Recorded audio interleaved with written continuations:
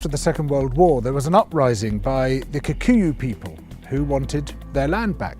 The Kikuyu were herded into concentration camps and fortified villages, almost the entire population of over 1 million people. People were systematically tortured to death. They invented a new kind of pliers whose purpose was first to crush men's testicles and then to cut them off.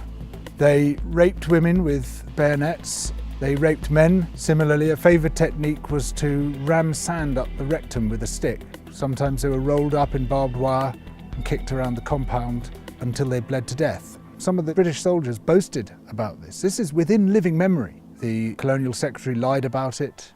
The papers documenting it were burnt.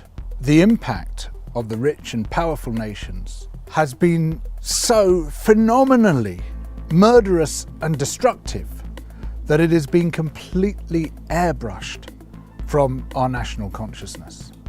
In order to justify the land-grabbing colonial projects, you had to create an ideology. We, the Europeans or the Americans, have come to rescue the rest of the world from its depravity and backwardness. But in order to do that, you have to be able to demonstrate that the rest of the world is depraved and backward. From this arose the racism that is still with us today.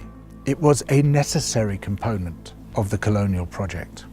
Some people might claim, well, okay, we broke a few eggs to make this omelette, as if all those human beings were eggs. But look at the omelette, isn't it fantastic? Look, we made this fantastic omelette. Forget about all that unpleasant stuff and let's just celebrate where we are.